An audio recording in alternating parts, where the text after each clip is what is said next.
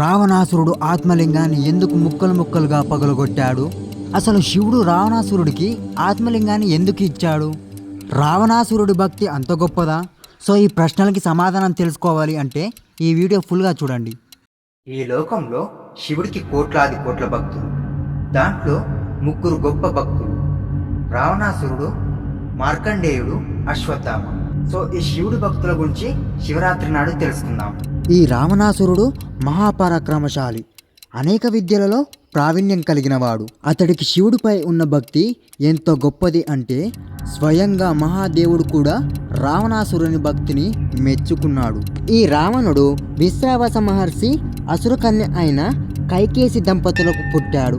ఇతనికి చిన్నప్పటి నుండే శస్త్ర విద్యలు, శాస్త్రాలు, యుద్ధ విద్యలో ప్రావీణ్యం సాధించాడు.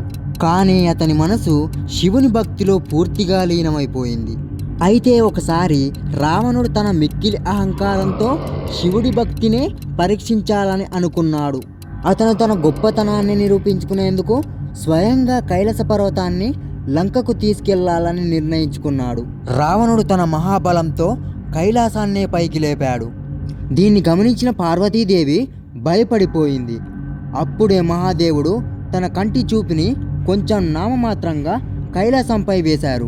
అది రావణుడి ప్రయత్నాన్ని అడ్డుకొని అతని చేతులను నలిపేసింది. సో దాంతో రావణుడి గర్వం శివుని దయతో మటుమాయమైపోయింది. అది గ్రహించిన రావణుడు తన తప్పును తెలుసుకొని అహంకారాన్ని వదిలి భగవాన్ శివుణ్ణి వేడుకున్నాడు. అదే సమయంలో తన భక్తి, తన వేదనను బయటపెట్టేందుకు తనే స్వయంగా శివతాండ స్తోత్రంని పాడసాగాడు. ఆ సంగీత మాధుర్యంతో భక్తి రసంతో కరిగిపోయిన మహాదేవుడు రావణుని తప్పును క్షమించి అతనికి అత్యంత శక్తివంతమైన ఆత్మలింగాన్ని వరంగా ప్రసాదించాడు. అయితే ఆ ఆత్మలింగం రావణుని వద్ద ఉంటే 3 లోకాలు అతని ఆధీనంలోకి వెళ్తుంది అని దేవతలు భయపడ్డారు. దీనిని ఆపేందుకు వినాయకుడు, నారద మహర్షి మాయ చేసి రావణుణ్ణి మోసగించారు. అయితే రావణుడు శివుడితో ఇలా అన్నాడు: ఈ ఆత్మలింగాన్ని లంకలో ప్రతిష్ఠించి నిత్యం మీ ఆరాధన చేస్తాను అని శివుడితో అన్నాడు. అప్పుడు మహాదేవుడు రావణుడితో ఇలా అంటున్నాడు: ఈ ఆత్మలింగాన్ని ఎక్కడ పెట్టితే అక్కడే ఆ స్థలంలోనే శాశ్వతంగా స్థిరపడిపోతుంది అని ముందే జాగ్రత్త చెప్పి శివుడు రావణుడికి వరం ఇచ్చాడు. శివుడు ఆత్మలింగాన్ని ఇస్తూ ఇంకో నిబంధన పెట్టాడు: ఈ ఆత్మలింగాన్ని పొరపాటున కూడా భూమిపై ఉంచకూడదు. ఒకవేళ ఉంచితే అది తిరిగి తీయడం ఎవరి వశం కాదు అని చెప్పాడు. ఇక ఆ తర్వాత రావణాసురుడు ఆత్మలింగాన్ని తీసుకొని లంకకు బయలుదేరాడు.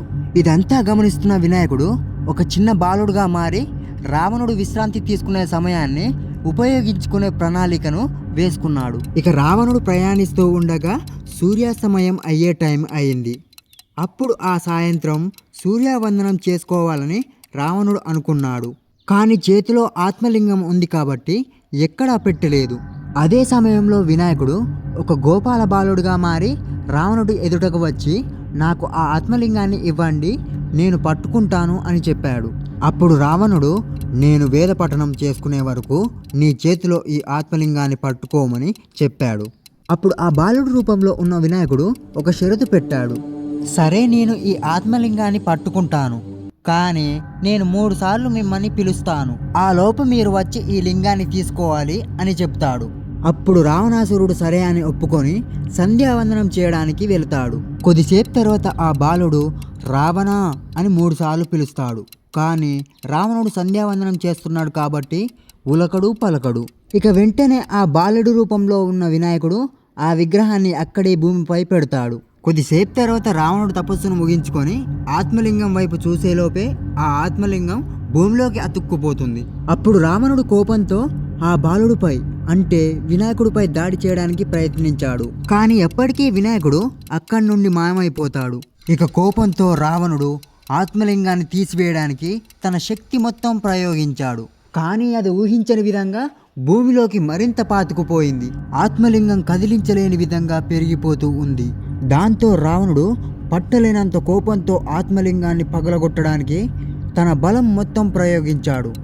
కొద్దిసేపటి తర్వాత ఆ లింగం 5 భాగాలుగా విరిగిపోయి భూమిలో మునిగిపోయింది. ఆ 5 భాగాలు వేరువేరు ప్రదేశాల్లో పడ్డాయి. Gokarna Mahabaleshwar temple, Murudeshwar temple, Dharmasthala Manjunatha temple, Surathkal Sadashiva temple and Srisailam. ఈ ప్లేస్లలో స్థిరంగా ఉండిపోయింది ఆ ఆత్మలింగం. ఈ కథ ఉద్దేశం అహంకారాన్ని వదిలి అలాగే భగవంతుడి ఆశీర్వాదం పొందాలి అంటే అది ధర్మ మార్గంలో ఉండాలి.